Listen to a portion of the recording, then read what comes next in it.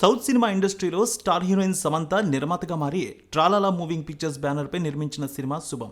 Cinema బండి fame Praveen Kandregula దర్శకత్వంలో రూపొందించిన ఈ సినిమాలో సమంత, హర్షిత్ రెడ్డి, గవిరెడ్డి శ్రీనివాస్, చరణ్ పేరి, శ్రీయకాంతం, శ్రావణి లక్ష్మి, శాలిని కొండెపూడి, వంశీధర్ గౌడ్, గంగవ్వ కీలక పాత్రలు చేశారు.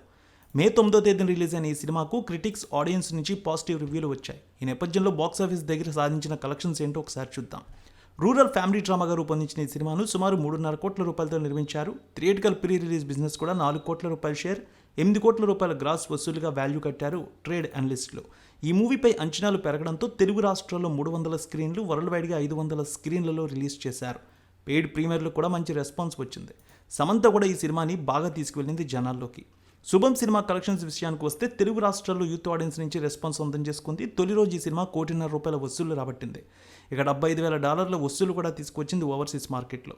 ఇక 2 రోజులకి $1,00,000 వసూళ్లు మార్క్ అందుకుంది. ఈ సినిమా 3 రోజులకి ₹5,25,00,000 వసూళ్లు దాటింది ప్రపంచవ్యాప్తంగా. ఇక 4 రోజులకి ఈ సినిమా 8 కోట్ల వసూళ్ల మార్క్ దాటింది. సమంత ఇందులో అతిథి పాత్రలో నటించారు. 22 నుంచి 28% ఆక్యుపెన్సీ కనిపిస్తోంది ఈ సినిమాకి. ఇక సినిమా స్టోరీ వైజ్ చూస్తే అప్పుడప్పుడే పల్లెటూళ్ళకి DTHలు పరిచయం అవుతున్న రోజులవి. భీమునిపట్నానికి చెందిన శ్రీను లోకల్గా కేబుల్ టీవీ నెట్వర్క్ నడిపిస్తాడు. తన స్నేహితుడు శ్రీనివాస్ అలాగే చరణ్తో కలిసి సరదాగా జీవితాన్ని గడుపుతాడు. అయితే శ్రీను వ్యాపారానికి డిష్ కుమార్, వంశీధర్ గౌడ్ పోటీగా వచ్చి అందరికీ DTHలు అలవాటు చేస్తాడు.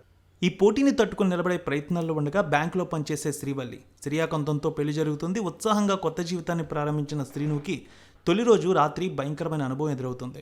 భార్య శ్రీవల్లి టీవీలో సీరియల్ చూస్తూ వింతగా ప్రవర్తిస్తుంది. శ్రీనుకే కాదు, తన 2 స్నేహితుల ఇళ్లలో ఇదే పరిస్థితి. వాళ్ళ భార్యలు కూడా రాత్రి 9 గంటలు అవగానే జన్మజన్మల బంధం టీవీ సీరియల్ చూస్తూ ఏవో ఆత్మలు ఆవహించినట్టు వింతగా ప్రవర్తిస్తారు. సీరియల్ చూడడాన్ని అడ్డుకుంటే భర్తలపై దాడులకు తెగబడతారు, మరీ భయపడతారు. సీరియల్ పూర్తయ్యాక మళ్ళీ ఏమీ జరగనట్టే ఉంటారు. ఈ విషయం ఊళ్ళో తెలిస్తే తమ పరువు పోతుందనే భయంతో ఎవరికి చెప్పరు ముగ్గురు స్నేహితులు. కానీ ఊళ్ళో అందరిలో కూడా ఇదే జరుగుతుంది. తర్వాత ఈ విషయం తెలిసి కంగు తింటారు. అసలు ఎందుకు ఇలా జరుగుతోంది? జన్మజన్మల బంధం సీరియల్కి ఆత్మలకి సంబంధం ఏంటి? ఈ ఆత్మల సమస్యలకి పరిష్కారం చెప్పమని మాయామాతశ్రీ సమంత దగ్గరికి వెళ్తే ఆమె ఎలాంటి సలహా ఇచ్చింది? అసలు ఆత్మల నుంచి ఆ ఊరి మహిళలకు విముక్తి లభించిందా లేదా అన్నది వెండితెరపై చూడాల్సిన స్టోరీ.